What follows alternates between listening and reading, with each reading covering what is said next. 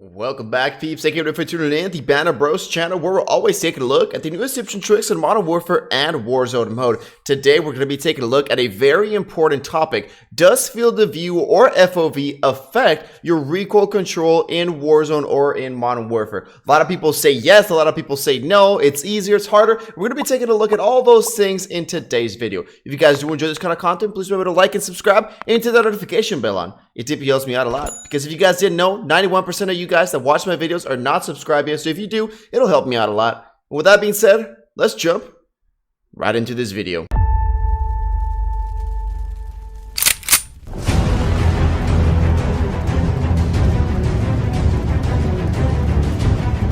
So first off, let's go into the general term of what is FOV and what does it do. This is an option only available in PC, alright? The really great news is that Cold War and the newer consoles will have an FOV slider in the next gen. So that is something that I am very looking forward to. So field of view is one of the reasons that people say that PC have an advantage. As you guys can see there on the right hand side, that settings, that image honestly explains it very well. The normal FOV that you get on console is 60 FOV, and in PC you can move it up to 120. What does this mean? This means that the higher you move your FOV, the further away the middle of your screen will be, but that means that the more you can see from the outside of the circle, of the square. And as you guys can see there in the image, at 120 FOV, you'll be able to see more. So a lot of people say that this does affect your recoil. So we're going to be doing a couple of different testing. So we're going to be doing the testing without me trying to control the recoil. That's why I've got the camera. I'm just going to laser down and I'm going to see if that affects anything. Again, without trying to control the recoil, because people say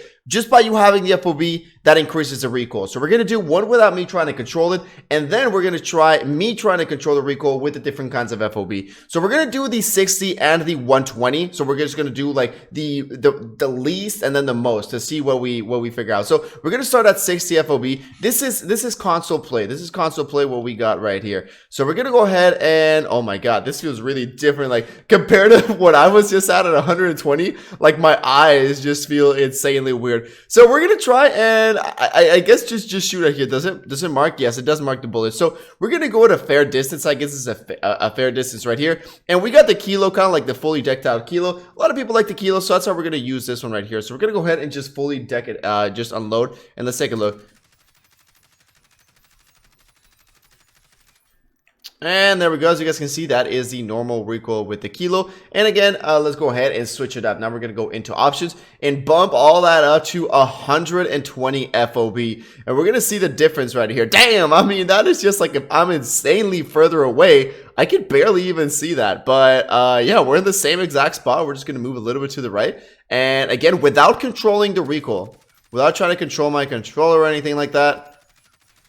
And there we go. So we're going to go ahead and take a look and get closer to this puppy. And as you guys can see, the recoil is exactly the same, right? There is right now. If I'm not trying to control the recoil, your weapon works exactly the same, all right? So let's just get that misconception out of the way. Now, let's jump into where things might get a little bit interesting. Let's see if the control actually affects quite a bit. So again, we're going to jump into the normal 60 FOV. And I'm going to go a little bit further. And I'm going to do, trying to control the recoil to see what the difference is. God damn, look at that. I mean, I am insanely close. So we're gonna go ahead and, oh my god, this is changing the FOV. Like it just feels really weird. All right, so I'm gonna go ahead and does that mark bullets?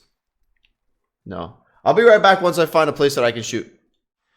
Alright, so we are back in a place that we can mark, and let's take a look at if controlling the recoil. Let's take a look if that is a little bit different. Now, for this one, I will be going in half, so I will be doing 60 FOV first, and then I guess I'll be doing 90 and then 120, just to test out the differences. So we're going to go ahead and, I guess, just try and keep it consistent. So 3, 2, oh, let me reload. Let me make sure I have max of this one. 3, 2, 1. There we go. Again, the kilo's a fairly easy gun to control. As you guys can see, most of my shots did land right on target. Now let's go ahead and bump this up. We're going to go into general field of view, and we're going to go into the other half. So that's going to be 90. Again, I don't really think that many people use 90, but I guess it's just kind of like halfway there. So now we got 90 a little bit further away, and let's take a look. We're going to aim a little bit to the right-hand side and blast off. And now we're going to go ahead with the maximum one, which is 120. And let's take a look at this one. Damn, that just looks insanely far away. All right, so we're going to go ahead and just from this, I feel like I control that a lot more. I mean, just by looking at that. Now I'm just going to switch it up just because this is just like way too far. I usually play in 109, but yeah, let's go ahead and check it out right here. So let's take a look at the differences right here. I mean, look at that. That definitely seems like I did control the recoil a little bit better. We're going to do the test one more time just to make sure there was no misconception or anything like that. So let's jump into the second test again. All right, so now we're going to do the same test again, but we're going to even do it from a further distance. Last time we shot from there, so we're going to go ahead and go like from here, you know, a crazy distance. So let's go ahead and set that options, and let's go to the first one, which is the 60 FOV. Let's see maybe if further ranges you can control a little bit better with a lower FOV. So let's take a look at that. We're going to go ahead and take that first one in 3, 2, 1. All right, well, that reloads. Let's go ahead and switch it up to a 90 FOV. There we go. 90 FOV. Going to the middle. 3, 2, 1. Okay. Let's go for the max FOV, the 120. Damn, this is freaking far.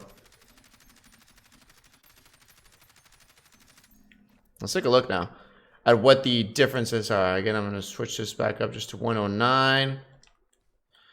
And there we go. Bada bing, bada boom. It looks like honestly kind of equal. This one did seem a little bit further off. This one seemed kind of a little bit. I think the closer FOV definitely helped on that one. From closer ranges, I definitely felt that the higher FOV helped me at a closer range, but when it came to this further range, as you guys can see, it was a little bit harder to control. I'm gonna go to maybe like we're gonna do an even closer one, maybe like half the distance, so like this one right here, and let's go ahead and test that one out. I'll be right back. All right, let's go into the next test. I actually wanted to try something a little bit different. We will be doing this close-up range, but what I wanted to try and do is kind of acquiring the target. How does that affect while you're acquiring the target? So what I'm going to do is, again, the 3 different testing, 60, 90, and 120 FOV. But what I'm going to do is I'm going to draw lines, and I'm going to see which line I can draw the straightest. All right, so I'm going to go over here in my body, and let's go ahead and take a look. So we're going to go with the 60 FOV. And again, this would be kind of like if you're acquiring, oh my God, holy, this is so close when I bring up the 60 FOV. All right, so again, we're going to use these lines as a guide. And what I'm going to do is I'm just going to kind of like walk sideways shooting, trying to control my, I guess I'm just going to stay here. 3, 2, 1.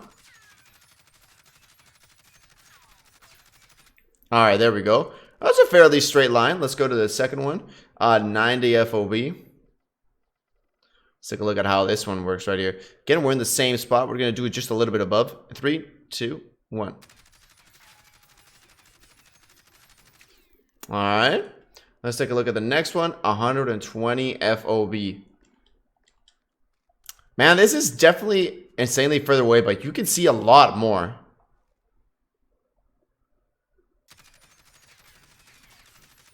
Oh my God, that was horrible. I think that was horrible on my part. That was horrible on my part. I don't know. Maybe from up close, I didn't really notice a difference. So, as far as the testing goes, I think the sweet spot was 109. As you guys saw from this distance up here, the 120 definitely helped me out a little bit more to control my recoil. But once we got to those further distances, it's almost pretty much the same. I mean, I think the first one, the 60 FOV, definitely had a little bit less recoil. And then when it comes to the line, I kind of messed up on that one, but they're pretty much, I mean, I guess besides that top part, they're pretty much the same. Now, let's just take a little bit of the difference. I'm just going to show you guys what the difference looks like, right? I'm going to shut off my camera. I'm just going to compare the 60 versus the 90 versus the 100 FOV. So let me just shut my camera off, and I'll show you the differences.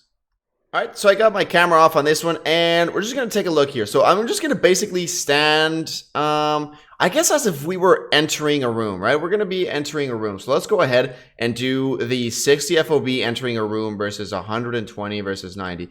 So this is, oh my God, yeah, this is such a difference. So let's go ahead as if I was entering a room, right? I'm gonna enter like this, and this is all I can see with 60 up. This is what you get in console. So from here, let me stand, and I'm gonna look exactly at the sign, exactly at this little thing, and stand right at the door.